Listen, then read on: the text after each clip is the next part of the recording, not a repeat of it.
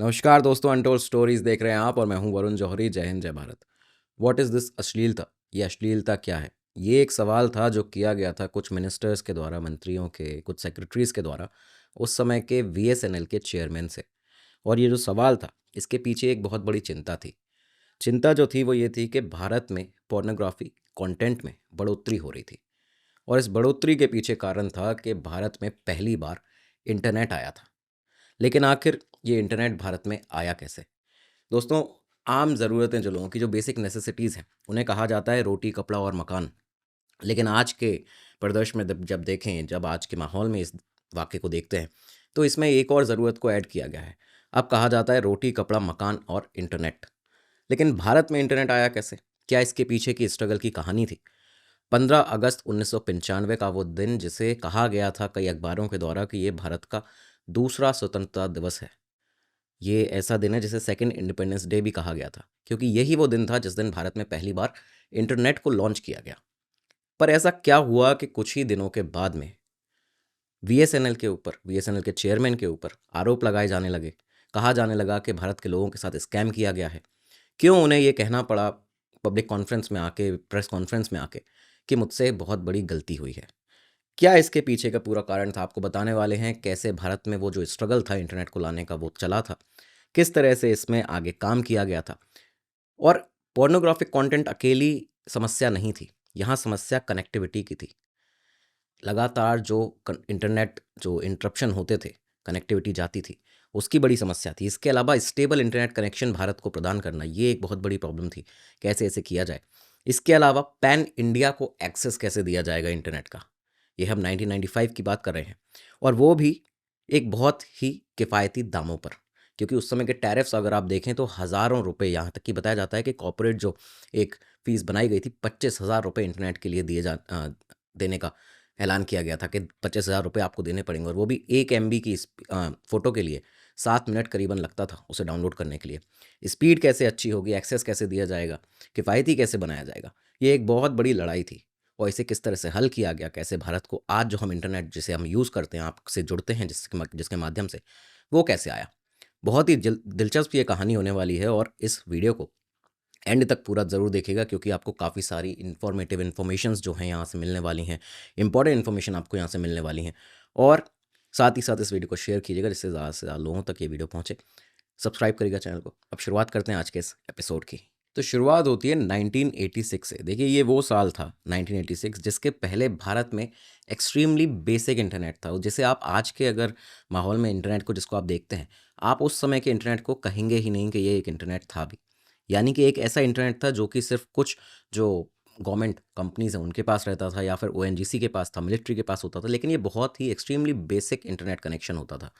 इसमें आपको जो आज आप इंटरनेट देखते हैं, जो आम जनता के पास है, वैसा बिल्कुल भी नहीं था। दोस्तों, अनअकैडमी आपकी तैयारी को, एग्जाम प्रिपरेशन को हमेशा से आसान बनाता हुआ आया है, और हमारी टीम का भी फोकस रहता है कि कैसे आखिर आपकी तैयारी को मजबूत बनाया जाए। तो आपकी इसी तैयारी को और ज़्यादा मजबूत बनाने के लिए अनअकैडमी आपके लिए लेकर आया है monthly current affairs magazines, previous year question papers, weekly news analysis, current affairs के पीडीएफ्स, एनसीईआरटी नोट समरीज और फ्री प्रीलिम्स मॉक टेस्ट। और ये सभी कुछ आप डाउनलोड कर सकते हैं इस वीडियो के नीचे डिस्क्रिप्शन बॉक्स में दिए गए लिंक पर क्लिक करते ही। देखिए, मंथली करंट अफेयर्स मैगजीन आपको हेल्प करेगी कि आपके जो करंट अफेयर्स हैं आप उसमें हमेशा अपडेटेड रहेंगे। साथ ही साथ में करंट अफेयर्स के पीडीएफ्स भी आपको यहाँ पे मिल जाते हैं। प्रीवियस ईयर के क्वेश्चन पेपर्स आप सभी जानते हैं कितने ज्यादा इंपॉर्टेंट होते हैं आपकी तैयारी को और भी ज्यादा मजबूत करने के लिए। इसके अलावा वीकली न्यूज एनालिसिस, देखिए देश दुनिया भर में क्या क्या चल रहा है, खबरों में क्या आ रहा है, इसकी अगर एक वीकली एनालिसिस आपको मिल जाए तो ये आप जानते हैं आपकी तैयारी को कितना अच्छा बना सकती है। और ये भी यहाँ पे आपको मिलने वाला है। साथ ही एनसीईआरटी नोट्स की समरीज भी यहाँ आपको मिल जाती हैं, यानी कि आपका टाइम तो बचेगा ही, साथ ही साथ में आपको important information with proper facts भी यहाँ प्रोवाइड किए जाएंगे। और इसके अलावा जिनकी आपको सबसे ज्यादा जरूरत है, जो है आपके प्रीलिम्स के मॉक टेस्ट, ये भी आप यहाँ अवेल कर सकते हैं। तो दोस्तों, आपको सिर्फ करना ये है कि इस वीडियो के नीचे डिस्क्रिप्शन बॉक्स में एक लिंक दिया गया है, उस पर क्लिक करते ही आप ये सारी ही चीजें अवेल कर सकते हैं। और यकीन मानिए, ये आपका एक बहुत ही बड़ा और बेहतर स्टेप होगा अपनी तैयारी को मजबूत बनाने के लिए।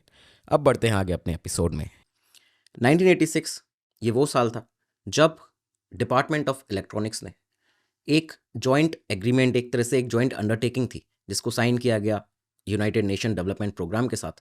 और इसके बाद ER नेट यानी कि एजुकेशन एंड रिसर्च नेटवर्क, इसे लॉन्च किया जाता है। 1986 में ERNET को लॉन्च किया जाता है, लेकिन ERNET भी जो था वो सिर्फ रिसर्च और एजुकेशन पर्पस के लिए उस समय यूज़ किया जाता था। आम जनता तक अभी भी इसकी पहुंच नहीं हुई थी। जो इंटरनेट जो था आम जनता के पास अभी भी नहीं था अवेलेबल। रिसर्च के लिए, एजुकेशन के लिए कई गवर्नमेंट इंस्टीट्यूट्स इसका यूज़ करते थे। इसके अलावा एक बहुत बड़ी समस्या ये थी कि वो सॉफ्टवेयर, जैसे आज के टाइम पे जब आप जाते हैं इंटरनेट पर, तो आप एक वेब ब्राउज़र होता है जिस पर कुछ डालते हैं, कुछ अपना सर्च करते हैं कंटेंट, और उसके बाद वो आपको अलग अलग पेजेस दिखाता है। ग्लोबल जो इन्फॉर्मेशन है वो उसके लिए आपके जो गेट हैं वो खुल जाते हैं। ये वो समय था जब वो सॉफ्टवेयर ईज़ाद ही नहीं हुआ था, इसका आविष्कार ही नहीं हुआ था। एक ऐसा वेब ब्राउज़र जो कि एक्सेसिबल बनाता है लेमैन को, जो कॉमन मैन है उसको, इंटरनेट तक, वो अभी तक था ही नहीं। लेकिन करीबन 4 साल यहाँ से निकलते हैं, 1990 आता है, 1990 की बात है। एक ब्रिटिश कंप्यूटर साइंटिस्ट हुआ करते हैं, टिम बर्नर्स ली। इन्होंने पहला वेब सर्वर जो था उसको आविष्कार किया। पहला वेब सर्वर और पहला ग्राफिकल वेब ब्राउज़र 1990 में इसको आविष्कार किया जाता है, जिसको नाम दिया गया था वर्ल्ड वाइड वेब, WWW, जो आप आज के दौर में सुनते हैं। वर्ल्ड वाइड वेब, ये पहला वेब ब्राउज़र अब सामने आ चुका था। विश्व स्तर पर देखें तो एक बहुत बड़ी उपलब्धि था। इंटरनेट के, टेलीकम्युनिकेशन के दौर में इंटरनेट की तरफ बढ़ने के लिए, अग्रसर होने के लिए बड़ी उपलब्धि था। विश्व स्तर पर यह काम चल रहा था, लेकिन भारत में क्या था इस समय? भारत में VSNL, विदेश संचार निगम लिमिटेड, VSNL ने काम करना शुरू कर दिया था इंटरनेट को भारत में लाने के लिए। और VSNL के कई सारे करस्पॉन्डेंट्स होते थे, कई सारे अलग अलग जो देशों के जो इंटरनेट प्रोवाइडर्स थे, सर्विस प्रोवाइडर्स थे, कुछ ऐसी कंपनीज थी, उनसे लगातार संपर्क में VSNL रहती थी। जिसमें से BT, ब्रिटिश टेलीकॉम था, MCI कम्युनिकेशन कॉर्प था वॉशिंगटन का, इसके अलावा AT&T अमेरिका की, ये भी एक बहुत बड़ी कंपनी। तो ये जो लार्जेस्ट वर्ल्ड के सर्विस प्रोवाइडर्स हैं इंटरनेट के, इन सभी के साथ में VSNL ने काम करना शुरू किया, इनसे बातचीत करना शुरू किया। मेन समस्या क्या थी और जिसे को हमें सॉल्व करना था यहाँ पे, वो थी कि एक सबसे ज़रूरी चीज़ थी कनेक्टिविटी। कनेक्टिविटी हमें चाहिए थी एक ऐसे इंटरनेट सर्वर से, जो कि एक ऐसा इंटरनेट सर्विस प्रोवाइडर हो जो कि भारत के बाहर हमें वहाँ से कनेक्टिविटी प्रदान करे, जिससे हम भारत के अंदर इंटरनेट को ला पाएँ। इसके लिए VSNL ने हार्डवेयर को डिज़ाइन करना शुरू कर दिया था। ये काम 1990 के बाद से ही शुरू हो चुका था और महज कुछ ही सालों के अंदर बड़ी उपलब्धियां भी VSNL को इसमें मिल चुकी थी। यहाँ तक कि 1995 का जब साल आया, करीबन 5 साल के बीच में ही, 30 जून 1995 का वो दिन था जब VSNL ने पहली बार बीटा टेस्टिंग जो थी उसको शुरू किया। बीटा टेस्टिंग चल रही थी ये कि इंटरनेट को अब लॉन्च किया जाएगा अगले 45 दिनों के अंदर भारत में। अगले 45 दिनों में क्या था ये आपको बता दें, 15 अगस्त 1995, ये भारत का स्वतंत्रता दिवस। इस दिन प्लान किया गया था कि भारत में इंटरनेट को लॉन्च किया जाएगा, और फाइनली ये दिन आ भी जाता है। 45 दिन निकलते हैं, बीटा टेस्टिंग चलती है, लेकिन इसके बाद फाइनली जो D-Day आया, जो फाइनल दिन आया, 14 अगस्त का ये दिन रखा गया। एक दिन पहले स्वतंत्रता दिवस से, 15 अगस्त से 1995 में, एक दिन पहले इसको लॉन्च किया गया, जिससे कि नेक्स्ट डे जो है इसका अनाउंसमेंट किया जा सके। 15 अगस्त पे प्रधानमंत्री इसके बारे में बताएं जनता को कि भारत को इंटरनेट मिल चुका है। इसी के तहत VSNL ने 5 सिटीज़ को चुना, 5 अलग अलग शहर, जिसमें दिल्ली, बॉम्बे, कोलकाता, चेन्नई और पुणे, ये 5 शहर थे जहां पे पहली बार इंटरनेट को लॉन्च किया गया 14 अगस्त 1995 को, या कहें कि 15 अगस्त 1995 को, क्योंकि अगले दिन ही इसका अनाउंसमेंट हुआ था। अखबारों में इस तरह से इसको छापा गया था कि ये भारत का दूसरा स्वतंत्रता दिवस है, this is the second independence day. लेकिन काफ़ी सारा एक्साइटमेंट, काफ़ी सारे जो एप्रिसिएशन मिल रहा था जनता से, लोग खुश थे कि भारत में इंटरनेट फाइनली आ चुका है। लेकिन जल्दी ही ये जो पूरा माहौल था वो बिगड़ जाता है, चीज़ें जल्दी ही बिगड़ने लगीं। हुआ क्या था कि VSNL ने अंडर एस्टिमेट किया था कई सारी चीज़ों को। यहाँ पे बताया ये जाता है, और ये खुद VSNL के जो चेयरमैन थे उनके बयान हैं, उनके स्टेटमेंट्स हैं। उन्होंने कहा कि जो हाई डिमांड थी, किस तरह से अचानक से जो यूज़र्स आएंगे, हमने इस डिमांड को अंडर एस्टिमेट किया। सर्विस किस तरह से उन्हें प्रोवाइड की जाएगी, इसको ध्यान नहीं रखा गया। और साथ ही साथ में कई सारे टेक्निकल फ्लॉज भी थे, कई सारे बेसिक लेवल पर, फंडामेंटल लेवल पर जो टेक्निकल फ्लॉज थे वो भी यहाँ पे थे, जिन पर ध्यान नहीं दिया गया था। तो मेन समस्याएं जो थीं, जो प्रॉब्लम्स थीं, जो आ रही थीं, लोगों को भी जो फेस करनी पड़ रही थी, साथ ही साथ VSNL को प्रोवाइड करने के लिए इंटरनेट जो फेस करना पड़ रहा था, उसमें काफ़ी सारी चीज़ें थीं। लेकिन सबसे बड़ी समस्या थी कनेक्टिविटी की, और लगातार इंटरप्शंस की, किस तरह से अचानक इंटरनेट डिस्कनेक्ट हो जाता है। इसके अलावा टैरिफ भी बहुत ज़्यादा हुआ करता था, बताते हैं हज़ारों रुपए में, हम आपको आगे बताएंगे इसमें, हज़ारों रुपए के प्लान्स हुआ करते थे, जिसमें 20,000, 25,000, 18,000 इस तरह के प्लान्स होते थे शुरुआती दौर में। और ये हम 1995 की बात कर रहे हैं, 90s की बात कर रहे हैं। क्या था उस समय के पहले, उस समय में कई बार जो फ़ोन होते थे, उन फ़ोन पर हर जो फ़ोन लाइन्स थी उनमें हर 3 मिनट में एक बीप की आवाज़ आती थी। कई ऐसे फ़ोन लाइन्स होते थे जिसमें 3 मिनट पे बीप की आवाज़ आती थी। इससे क्या होता था कि इंटरनेट कनेक्शन डिस्कनेक्ट हो जाता था। इंटरनेट बार-बार डिस्कनेक्ट होता था हर 3 मिनट में, जिसकी वजह से जो यूज़र था उसको भी फ्रस्ट्रेशन का सामना करना पड़ता था, क्योंकि उन्होंने पैसे देकर इतना महँगा इंटरनेट कनेक्शन लिया था। लेकिन हर 3 मिनट में अगर आपका कनेक्शन डिस्टर्ब्ड होगा, तो आप सोच सकते हैं कि आपको किस तरह से आज के दौर में अगर हम इस चीज़ को सोचें तो हम आप सोच सकते हैं कि हमें कितनी मुश्किलों का सामना करना पड़ेगा, कितना फ्रस्ट्रेशन आता है दिमाग में। हर 3 मिनट में जो कनेक्शन था, वो डिस्कनेक्ट होता था। इसकी वजह से ब्राउज़िंग, डाउनलोडिंग, यहाँ तक कि ईमेल भेजने में भी घंटों लग जाते थे। इस तरह की इंटरनेट जो सर्विस थी, वो शुरुआत में लोगों को देखना पड़ा, उसको झेलना पड़ा। लेकिन जब बीएसएनएल ने डिपार्टमेंट ऑफ टेलीकम्युनिकेशन दूरसंचार विभाग से बातचीत की, मीटिंग्स की, समाधान निकालने के लिए पेशकश ली उनसे कि क्या क्या किया जा सकता है इसमें। तो डीओटी ने बताया डिपार्टमेंट ऑफ टेलीकम्युनिकेशन में कि हम एक काम ये कर सकते हैं कि डेटा लाइन्स जो हैं, जो डेटा लिंक हैं या फैक्स लाइन्स हैं, उन पर हम ये जो बीप है उसको हटा सकते हैं। लेकिन इसके अलावा जो बाकी इंटरनेट के उपभोक्ता होंगे, जिनको इंटरनेट चाहिए और वो नॉर्मल लाइन्स को यूज़ कर रहे हैं, उन्हें अभी भी ये 3 मिनट की जो बीप है, हर 3 मिनट में आने वाली जो डिस्कनेक्ट हो रहा है बार-बार इंटरनेट, इसको झेलना पड़ेगा। लोगों को इस बीच में क्या-क्या मुश्किलों का सामना करना पड़ा, वो ये थी कि देखिए, कई ऐसे लोग थे जो कि हाई एंड जो हाई क्वालिटी मॉडेम्स हैं, उनको नहीं यूज़ कर सकते थे, जिसमें इंटरनेट डिस्कनेक्ट नहीं होता था। या इसके अलावा वो कई बार ऐसी डेटा लिंक लाइन्स को या फैक्स लाइन्स को नहीं ले सकते थे। डेटा लिंक और फैक्स लाइन में से बीप को हटा दिया गया था, लेकिन जो बाकी यूज़र्स थे, उनको ज़्यादा से ज़्यादा इन्वेस्ट करना पड़ा अलग-अलग मॉडेम्स के लिए, हाई क्वालिटी मॉडेम्स के लिए, जो कि झेल सकें, इंटरनेट को डिस्कनेक्ट ना कर सकें, उस कनेक्टिविटी को लगातार बना के सर्वर से रख सकें।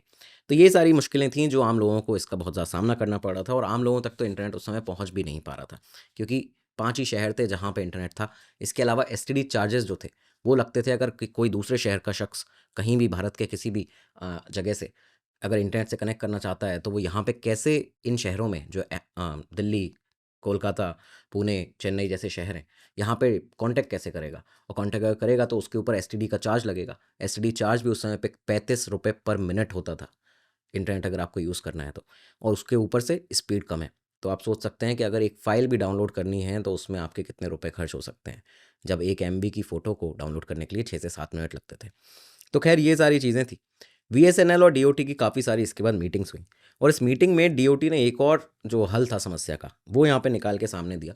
कई बार उनके साथ में मीटिंग्स करने पर बीएसएनएल को समझाना पड़ा डीओटी को कि देखिए किस तरह से ये जो 3 मिनट की बीप है, ये ट्रबल कर रही है, ये यहाँ पे मुश्किल दे रही है, प्रदान कर रही है यूज़र्स को।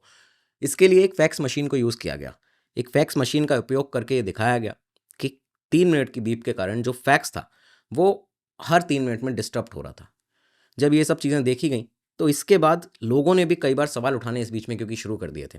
लोगों का ये कहना था कि आपने जिन 5 शहरों को जोड़ा है, अगर अहमदाबाद में बैठा हुआ कोई शख्स पे करना चाहता, अगर इंटरनेट यूज़ करना चाहता है, तो वो क्यों ₹35 पर मिनट एसटीडी चार्जेस देगा?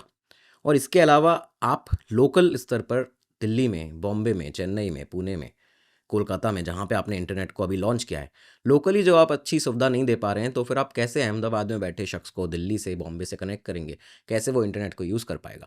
तो सभी जगह से जो एक बैड पब्लिसिटी है, एक तरह से आरोप है, वो सुनने पड़ रहे थे बीएसएनएल को। साथ ही साथ मीडिया ने भी बहुत बार इस बात को उछाला। मीडिया ने भी इस चीज़ को बहुत ज़्यादा नाखुश थी मीडिया। उन लोगों ने भी कहा कि बीएसएनएल ये क्या कर रहा है, किस तरह की सर्विस है, कैसे लोगों को इंटरनेट प्रोवाइड किया जाएगा। और पॉलिटिकल प्रेशर तो था ही। कई सारे मिनिस्टर्स, यहाँ तक कि टेलीकॉम कमीशन के जो चेयरमैन थे, उनका भी फ़ोन बार-बार आता था बीएसएनएल के दफ्तर में। वो भी कहते थे कि क्या आप इस पे कर रहे हैं, किस तरह का काम कर रहे हैं। ये सारी चीज़ें चल रही थी, और ये कहीं न कहीं जायज़ भी था, क्योंकि जो टैरिफ था, सर्विस अगर आप देखें तो इस तरह की एक सर्विस आप दे रहे हैं, लेकिन उस पे जो टैरिफ था, जो आप पैसे लेते हैं लोगों से, उसका एक अनुमान बताया जाता है कि ₹25,000 पर मंथ एक कॉर्पोरेट अकाउंट को देने पड़ते हैं। यानी कि आज की डेट में अगर आप 100 एमबीपीएस की स्पीड अगर आपके पास है, और आप किसी ऐसे शहर में हैं जहाँ पे आपको 100 एमबीपीएस की स्पीड मिल रही है करीबन ₹600 ₹700 पर मंथ पे। आप सोचिए ये 90s का दौर है, और ₹25,000 पर मंथ आपको, वो भी केबीपीएस में जो स्पीड थी उसके लिए देना पड़ता था। इसके अलावा ₹15,000 पर मंथ इंडिविजुअल अकाउंट के लिए देने पड़ते थे, अगर किसी को इंडिविजुअली अपने घर के लिए इंटरनेट लेना है, अपने ऑफ़िस के लिए इंटरनेट लेना है। और ₹5,000 पर मंथ का एक शेल अकाउंट होता था, जिसमें कि आप सिर्फ़ टेक्स्ट देख सकते हैं, टेक्स्ट कर सकते हैं, कोई भी विजुअल उसमें नहीं होंगे, यानी कि अगर आप फ़ोटोज़ देखना चाहते हैं, वीडियोज़ देखना चाहते हैं, वो सब यहाँ पे अवेलेबल ही नहीं था, सिर्फ टेक्स्ट यहाँ पे होता था। शेल अकाउंट जो थे, बाद में इन शेल अकाउंट्स को बंद भी किया गया क्योंकि काफ़ी लोग इसको यूज़ करके लोगों ने क्रैक कर लिया था कि शेल अकाउंट से इंडिविजुअल अकाउंट में कैसे रीच किया जा सकता है, कैसे वहाँ पे ब्रीच करके इस पूरी जो लाइन है उसको हम 5,000 रुपये दे के 15,000 का अकाउंट यूज़ कर सकते हैं, तो बाद में इसको बंद भी किया गया था। तो ये सारी चीज़ें, बहुत सारी ऐसी चीज़ें थीं जिसमें टैरिफ बहुत ज़्यादा हाई था, बीएसएनएल भी ये जानता था और सर्विस उस तरह की थी नहीं। ये सारी चीज़ें थी, लेकिन फाइनली ये फिक्स हुआ कई मीटिंग्स के बाद डीओटी और बीएसएनएल के बीच में। ये बात फिक्स होती है कि 3 मिनट की जो बीप है, डीओटी सारी लाइन से, जो भी बीएसएनएल जो अपने इंटरनेट प्रोवाइड कर रहे हैं जिन-जिन लाइन्स पे, उन सारी लाइन से इस 3 मिनट की बीप को हटा दिया जाएगा। यानी कि जो-जो आपके उपभोक्ता होंगे, उनके पास ये 3 मिनट में जो बीप है, जो कि डिस्टर्ब करती है इंटरनेट कनेक्शन को, इसको हम हटा देंगे। ये एक इश्यू था जो कि सॉल्व हुआ। अब अगला इश्यू था कि पैन इंडिया एक्सेस कैसे दिया जाए। सबसे बड़ा इश्यू ये था कि पैन इंडिया एक्सेस कैसे दिया जाए, क्योंकि एसटीडी चार्जेस जो थे वो भी यहाँ पे लगते थे, और उस एसटीडी चार्ज को हटाना भी था। इसके लिए बीएसएनएल ने कहा कि हम आपको, बीएसएनएल को एक 5 डिजिट नंबर देंगे।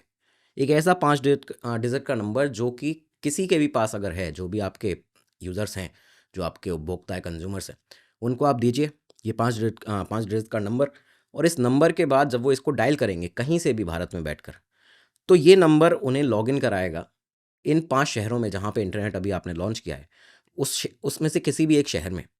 वहाँ पे जब वो लॉगिन करेगा, कहीं से भी बैठा हुआ कोई भी शख्स, किसी भी शहर, किसी भी राज्य का, भारत के, तो इन 5 शहरों में जैसे ही वो लॉगिन करेगा उस नंबर से, उस 5 डिजिट नंबर से, यहाँ पे वो इंटरनेट को इसके बाद यूज़ आगे कर सकता है। एसटीडी चार्जेस जो हैं, वो भी उसको यहाँ पे नहीं करने पड़ेंगे। ये एक बहुत बड़ी समस्या थी, जिसको फाइनली हटाया गया। काफ़ी महीने का इसमें समय लग गया, लेकिन स्टिल एक सबसे बड़ी खामी ये थी कि जो सर्विस थी बीएसएनएल के द्वारा जो दी जा रही थी उस समय, वो बहुत ज़्यादा एक तरह से निराशाजनक थी। उस पे काफ़ी सारे लोगों ने सवाल भी उठाए, और वो असल में ख़राब उस समय पे काफ़ी थी, जिसको बाद में सही किया गया। क्योंकि होता क्या था कि मॉडेम आपके पास है, आपने एक हाई एंड मॉडेम ले लिया है, सारी चीज़ें आपके पास में हैं, आप लाइन से कनेक्ट करके किसी भी 5 शहरों में इंटरनेट को यूज़ भी कर सकते हैं। लेकिन मॉडेम पे जो ब्लिंक है, वो लगातार आता रहेगा, वो ग्रीन सिग्नल दिखाता रहेगा, लेकिन फिर भी आपकी लाइन पर कुछ भी गतिविधि ही नहीं हो रही है। एक तरह से वो अगर डाउनलोडिंग दिखा रहा है, तो वो 2 घंटे, 3 घंटे डाउनलोडिंग ही दिखाता रहेगा। तो इस तरह की जो समस्या थी वो यहाँ पे थी कि सर्विस बहुत ज़्यादा ख़राब थी। अब इसे कैसे सॉल्व किया गया, ये आपको बताते हैं। तो उस समय बीएसएनएल के चेयरमैन जो थे, वो थे बृजेंद्र के सिंघल। बृजेंद्र के सिंघल, जिन्होंने 4 साल पहले ही 1991 में ही जॉइन किया था बीएसएनएल को एज़ अ चेयरमैन, अपना चार्ज लिया था। उन्होंने एक दिन इसी सब के दौरान अपने स्टाफ को बुलाया, और स्टाफ से वो मीटिंग यहाँ पे फाइनल करने वाले थे कि क्या ये जो समस्या आ रही है, जब जो मेन समस्या एक बची है, हम इसको कैसे सॉल्व कर सकते हैं, क्या हम इसको सॉल्व कर भी सकते हैं या नहीं, हमें शुरुआत से सोचना पड़ेगा, कहाँ पे हमने कोई खामी रखी है, कहाँ पे फंडामेंटली जो एरर्स हैं, जो फ्लॉज हैं, वो आए हैं। इसके लिए जो उन्होंने मीटिंग बुलाई, इसमें काफ़ी चीज़ों पर उन्होंने बातचीत की, लेकिन इसके साथ उन्होंने कहा कि मैं एक प्रेस कॉन्फ्रेंस करना चाहता हूँ, क्योंकि अब तक बीएसएनएल के बहुत ज़्यादा जो बैड पब्लिसिटी है, जो बैड प्रेस है, वो बहुत ज़्यादा हो रही थी। लोग एक तरह से ये कहने लगे थे कि बीएसएनएल स्कैम कर रहा है, भारत के लोगों के साथ स्कैम हो रहा है, ये सारी चीज़ें हो रही हैं। तो ये जो था, यहाँ उन्होंने मीटिंग जो बुलाई, उसमें ये निष्कर्ष निकला कि हमने अभी तक इंटरनेट का जो प्रोसेस था हमारा लॉन्च करने का, उसको as a research project use किया है। मतलब हमने उसको एज़ अ रिसर्च प्रोजेक्ट देखा है, हमने उसको कभी भी कॉमर्शियली देखा ही नहीं कि कितने ज़्यादा उपभोक्ता हमारे पास आ सकते हैं, हम कैसे उन तक अपनी सर्विस पहुँचाएँगे, सर्वर्स हमें बढ़ाने पड़ेंगे, स्पीड को कैसे ध्यान में रखेंगे। तो एक रिसर्च प्रोजेक्ट की तरह इसको हमने अभी तक लिया है, लेकिन अब हमें ये सारा कुछ चेंज करना पड़ेगा। शुरुआत से ही इसमें बदलाव करने पड़ेंगे। ये सारी चीज़ें उस मीटिंग में फाइनल हुई। इसके अलावा उन्होंने फाइनल किया था कि वो एक प्रेस कॉन्फ्रेंस लेंगे। एक प्रेस कॉन्फ्रेंस जो थी उसको दिल्ली में आयोजित किया जाता है। इस प्रेस कॉन्फ्रेंस में 60 से 70 करीबन जर्नलिस्ट आए थे, पत्रकार आए थे, और सारे ही बहुत ही ज़्यादा उग्र थे, एक तरह से एग्रेसिव थे बहुत ज़्यादा, क्योंकि जो प्रेज़ेंट सिचुएशन चल रही थी इंटरनेट की भारत में लॉन्च होने के बाद, वो बहुत ही ज़्यादा निराशाजनक थी। पत्रकारों ने सवाल पूछना शुरू किए। अपने सवाल पत्रकार जिस तरह से दागते हैं एक प्रेस कॉन्फ्रेंस में, उन्होंने पूछना शुरू किया कि क्या कर रहे हैं आप लोग, किस तरह से सर्विस प्रोवाइड कर पाएँगे भारत को? क्या भारत में कभी इंटरनेट आ भी पाएगा या नहीं? इस पर सिंघल साहब ने, जो कि चेयरमैन थे बीएसएनएल के, उन्होंने जवाब दिया कि आप सबके सवाल जायज़ हैं, बट आई गूफ्ड अप, मुझसे गलती हुई है, और ये जो गलती है मैं उसको मान रहा हूँ। जब उन्होंने ये कहा तो इसके बाद काफ़ी सारी चीज़ें सामने पत्रकारों ने भी कहीं, लेकिन उन्होंने ये बताया कि हमारी जो मार्केटिंग इंटेलिजेंस थी, जो हमारी मार्केट इंटेलिजेंस थी, कितने ज़्यादा यूज़र्स हो सकते हैं, क्या किस तरह से कनेक्टिविटी उन्हें दी जाएगी, वो कहीं न कहीं गलत गई है। इसमें हमने एक गलती की है, साथ ही साथ हमने कुछ इनिशियल रिक्वायरमेंट्स को अंडर एस्टिमेट किया है। इसके अलावा जो टेक्निकल इश्यूज़ हैं, वो अनएक्सपेक्टेड हैं, क्योंकि हमने इनके बारे में तैयारी पहले से करके नहीं रखी थी। पर उन्होंने ये कहा कि ये जो आज प्रेस कॉन्फ्रेंस मैं कर रहा हूँ, इसमें मेरे 2 रीज़न्स हैं इसे करने के। पहला कि आई मेस्ड अप, मेरी गलती है, मैं मानता हूँ। दूसरा कि हमने अब एक प्लान डिसाइड किया है और इस प्लान के तहत हमें आपसे सिर्फ 10 वीक चाहिए, सिर्फ 10 हफ्ते हमें चाहिए। आप हमें 10 हफ्ते दे दीजिए। 10 से 15 करोड़ रुपए इस नए प्लान में इम्प्लीमेंट होंगे, इसको करने में लगेंगे और ये आपका हेडेक नहीं है। ये आपको बिल्कुल भी इसके बारे में नहीं सोचना है, क्योंकि ये सब हम कर लेंगे। आपसे हम सिर्फ 10 वीक चाहते हैं। 10 हफ्ते तक जो मीडिया है वो कुछ भी छापे ना, कुछ भी इस तरह की बैड पब्लिसिटी जो है वो ना करे। बाकी आप हमें 10 हफ्ते अगर दें, हम आपको इंश्योर करते हैं कि भारत में वर्ल्ड क्लास इंटरनेट सिस्टम होगा। तो ये उनका एक वादा था। किस तरह से आगे इस वादे पे वो बढ़े वो आपको बताते हैं। लेकिन उनके कहने के बावजूद कि आप इसको छापें नहीं, इस स्टेटमेंट को, स्टिल एक टीयूआई के पत्रकार थे टाइम्स ऑफ इंडिया के, उन्होंने ये छाप दिया था विद फोटोग्राफ, ये छापा था अपने अखबार में फ्रंट पेज पर कि ये स्टेटमेंट दिया गया है बीएसएनएल के चेयरमैन के द्वारा कि आई गूफ्ड अप, मुझसे गलती हो गई। ये सारी चीज़ें चली, लेकिन इसके बाद बीएसएनएल ने, डीओटी ने काम करना शुरू किया, सिंघल साहब ने काम करना शुरू किया इंटरनेट पर, किस तरह से इसको लाया जाए। इस बीच में एक और बड़ी समस्या उनके सामने आने लगी। जिन लोगों के पास इंटरनेट था, जो लोग उसके उपभोक्ता उस समय पर थे, अचानक से उनके पास कई सारे मिनिस्टर्स के, कुछ सेक्रेटरीज के मंत्रालय से कॉल आने लगे और उन्होंने कहना शुरू किया कि व्हाट इज़ दिस अश्लीलता, ये क्या अश्लीलता है, ये आप ये क्या ला रहे हैं देश के अंदर। उनका सवाल था, उनकी ये चिंता जो थी मिनिस्टर्स की, वो थी पोर्नोग्राफिक कंटेंट को लेकर। किस तरह से जो लोग हैं वो पोर्नोग्राफी कंटेंट जो है उसको देख रहे हैं इंटरनेट पर। इस पर सिंघल साहब का ये कहना था, जब उन्होंने आंसर दिया उन सेक्रेटरीज को, उन मंत्रियों को, उन्होंने कहा कि सर मेरा काम है कनेक्टिविटी प्रोवाइड करना, ये मेरी रिस्पॉन्सिबिलिटी नहीं है कि कोई उपभोक्ता, कोई यूज़र किस तरह से इंटरनेट को यूज़ कर रहा है। मान लीजिए अगर 2 से 3% ऐसे लोग हैं भी जो इंटरनेट को पोर्नोग्राफी देखने के लिए यूज़ कर रहे हैं, मेरा ध्यान उन पर नहीं है, वो मेरा कंसर्न नहीं है। मेरा कंसर्न है जो 97% पॉपुलेशन है, बाकी जो यूज़र्स हैं इंटरनेट के, उन्हें कैसे मैं ग्लोबल इन्फॉर्मेशन से जोड़ सकता हूँ, कैसे उन्हें ग्लोबल नॉलेज से एक्सेस दे सकता हूँ। और ये बहुत ही वैलिड पॉइंट था उनका। इसी बात पर आगे वो बढ़े, सिंघल साहब इस पे आगे बढ़ते हैं। कई सारी समस्याएं जो थीं वो अभी भी सामने थीं, जिस पर काम करना था। समस्याएं जो थीं उसमें एक बहुत ही मेजर प्रॉब्लम ये थी कि अभी तक एक फ़ोन लाइन पर करीबन 30 कंज्यूमर्स को यूज़ किया जा रहा था। यानी कि एक फ़ोन लाइन के ऊपर 30 कंज्यूमर थे इंटरनेट के, जो कि उस लाइन का यूज़ करते थे। इसमें दिक्कत ये होती थी कि जो कि एक तो बहुत ही ज़्यादा इनसफिशिएंट था। अगर कोई एक शख्स उस लाइन से इंटरनेट को यूज़ कर रहा है तो दूसरे को तब तक वेट करना पड़ेगा जब तक पहले वाले का काम नहीं हो जाता। इसके अलावा ये जो फ्लॉ था, ये स्टैटिकली सबसे ज़्यादा मेजर पॉइंट था इंटरनेट के फेल होने का भारत में शुरुआती दौर में। इस पर काम करने के लिए क्या किया गया कि कुछ ग्लोबल बेंचमार्क्स जो थे, जो अलग अलग देशों ने, जहाँ पे इंटरनेट पहले से आ चुका था, उनको देखना शुरू किया। सिंघल साहब ने और उनकी टीम ने ये देखा कि जो उनके करेस्पॉन्डेंट्स हैं, अलग अलग जो लोग हैं, चाहे आप ब्रिटिश जो टेलीकॉम है, बीटी है, उसको देख लीजिए, एटी&टी है वाशिंगटन का, अमेरिका का, उसको देख लीजिए, वो लोग यहाँ पे 1/10 रेशो पे और कई बार 1/5 रेशो पर काम कर रहे थे। यानी कि एक लाइन पर ज़्यादा से ज़्यादा 5 उपभोक्ता इंटरनेट के, या एक लाइन पर ज़्यादा से ज़्यादा 10 उपभोक्ता। और भारत में क्या था, एक लाइन पर 30। तो यहाँ पे ऑटोमेटिकली इंटरनेट को डिस्कनेक्ट होना ज़रूरी था, स्पीड आएगी ही नहीं। ये सब जो चीज़ें थी, इसको देखते हुए एक डिसीजन लिया गया भारत में कि अब हम भी अडॉप्ट करेंगे 1/10 के रेशो को, 1:10 के रेशो को, कि एक लाइन पर 10 उपभोक्ता ज़्यादा से ज़्यादा रहेंगे। साथ ही साथ हम लाइन्स को भी इंक्रीज़ करेंगे और इसके अलावा जो हमारा कंज्यूमर बेस जो लगातार बढ़ रहा है, उसके अकॉर्डिंग टैरिफ्स को भी डाउन करेंगे, जितने भी रेट हैं उनको डाउन करेंगे, क्योंकि कंज्यूमर बढ़ रहे हैं। और सर्वर जो हैं उन्हें भी बढ़ाया जाएगा यहाँ पे।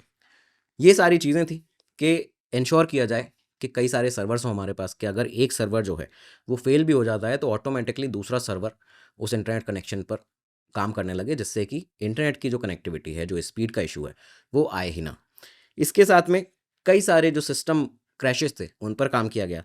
और इनिशियली जो 128 केबीपीएस की लाइन थी जिसको यूज़ किया जा रहा था अब तक, जो कि कॉपर लाइन हुआ करती थी, यहाँ से उसे फाइबर लाइन में तब्दील किया गया 2 एमबीपीएस की।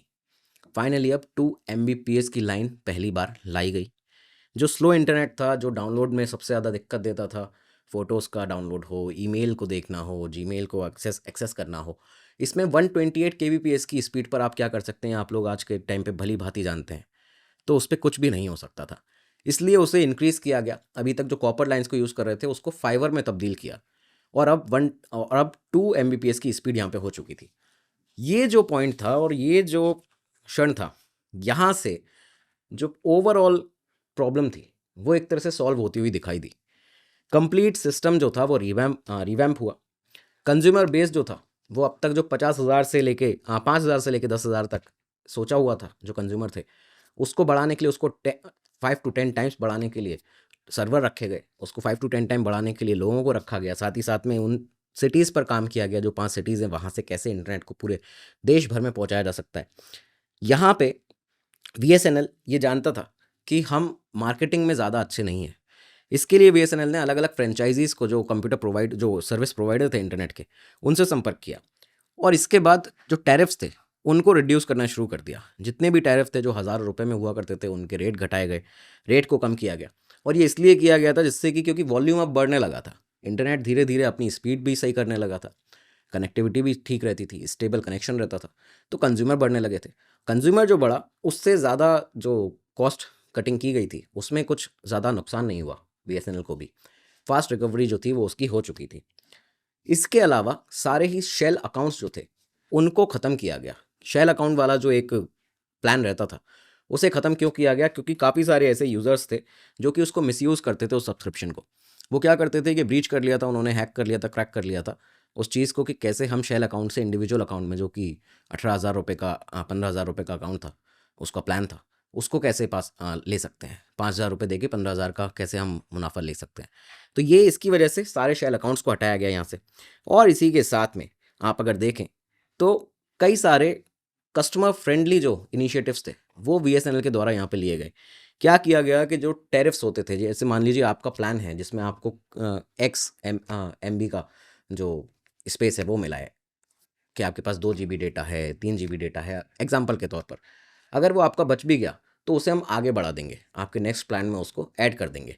तो जिसे कहा जाता है कि आपको अनयूज़ जो आपका डेटा है, उसको हम कैरी फॉरवर्ड कर देंगे। इस ऑप्शन को भी यहाँ पे यूज़ किया गया था। तो सारे ही जो कस्टमर फ्रेंडली इनिशिएटिव्स थे, वो लिए जा चुके थे। फाइनली इन सारी गतिविधियों को, इन सारी एक्टिविटीज़ को बीएसएनएल की, सिंघल साहब की, एनकरेज किया गया। लोगों का इंटरेस्ट बढ़ने लगा। एक बार फिर से ये देखा गया कि जितने भी लोग हैं, खासकर डिपार्टमेंट के अंदर, वो इंटरनेट को यूज़ करने लगे हैं, अच्छे से यूज़ कर रहे हैं। और इसके लिए काम ये किया गया था कि कई सारे यंग टेक सेवी लड़कों को भी रखा गया, लड़कियों को रखा गया, जिससे कि वो लोग इंटरनेट को ज़्यादा से ज़्यादा यूज़ करें। उन्हें भी समझ आए कि किस तरह से इंटरनेट अभी भारत में चल रहा है, वहाँ पे क्या-क्या दिक्कतें एक नॉर्मल आम इंसान को फेस करनी पड़ रही हैं उसे चलाने में। यहाँ तक कि अब हालात ये हो चुके थे कि एक चाइनीज़ वाइस मिनिस्टर आए थे। वो बताते हैं सिंघल साहब खुद, के चाइनीज़ वाइस मिनिस्टर जो आए, उन्होंने हमें अप्रोच किया था कि आप कैसे कनेक्टिविटी प्रोवाइड कर रहे हैं इतनी बड़ी जनता को? क्या इसका आपने एक निचोड़ निकाला है? क्या इसके इनसाइट्स हैं, वो आप हमें बताइए। यहाँ से वो जो लोग काम करते थे बीएसएनएल में उस समय, उनको ले जाने के लिए भी उन्होंने अपनी एक इच्छा जो थी वो जताई थी। तो अब बीएसएनएल यहाँ तक पहुँच चुका था और फाइनली जो 10 वीक का समय कहा था ब्रिजेंद्र के सिंघल ने, कि 10 वीक हमें चाहिए, मीडिया से जो उन्होंने कहा था कि आप हमें 10 वीक दे दीजिए, हम आपको वर्ल्ड क्लास सिस्टम प्रोवाइड करेंगे। ऐसा हुआ कि उन्होंने जो 10 वीक का समय मांगा था, उन्होंने 8 वीक के अंदर ही, सिर्फ 8 हफ्तों के अंदर ही भारत में एक ऐसा इंटरनेट दे दिया था जो कि स्टेबल भी था, जिसकी कनेक्टिविटी भी अच्छी थी, जो बिना रुकावट के एक अच्छी स्पीड के साथ और किफ़ायती दामों के साथ चलता था। तो दोस्तों, ये कहना गलत नहीं होगा कि स्टीम और इलेक्ट्रिसिटी के बाद में जो इंडस्ट्रियल रिवॉल्यूशन के लिए एक तीसरा सबसे बड़ा पायदान है, जो एक तीसरा सबसे बड़ा स्टेप लिया गया, वो इंटरनेट है। भारत में, दुनिया में, देश और दुनिया में रोटी, कपड़ा, मकान और इंटरनेट, ये कहना गलत नहीं होगा, क्योंकि इंटरनेट ने किस तरह से आपके हमारे जीवन को बदला है, ये हम सब बखूबी जानते हैं।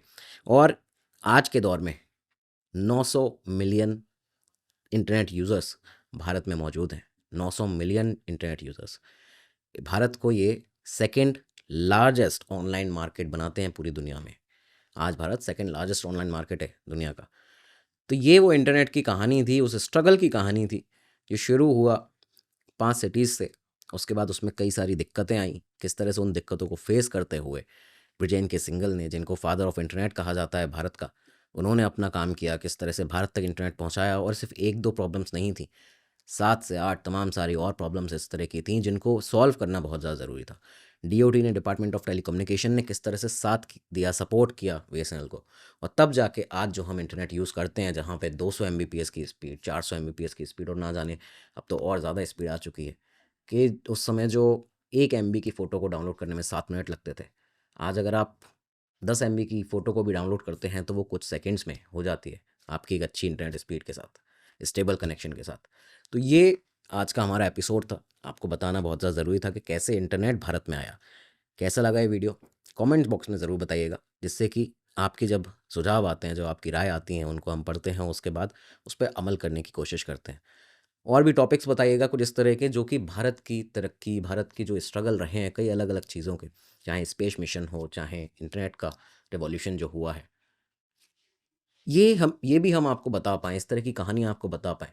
और इसके अलावा और भी अपने जो टॉपिक हैं वो भी सजेशन दीजिएगा, उनके ऊपर भी काम किया जाएगा। आपके लिए रिसर्च वीडियोज़ लेकर आई जाएँगी, अच्छी-अच्छी कहानियाँ, स्टोरीज़ लेकर आई जाएँगी। अब मिलेंगे अगले एपिसोड में, तब तक के लिए दीजिए इजाज़त। नमस्कार, धन्यवाद, जय हिंद, जय भारत।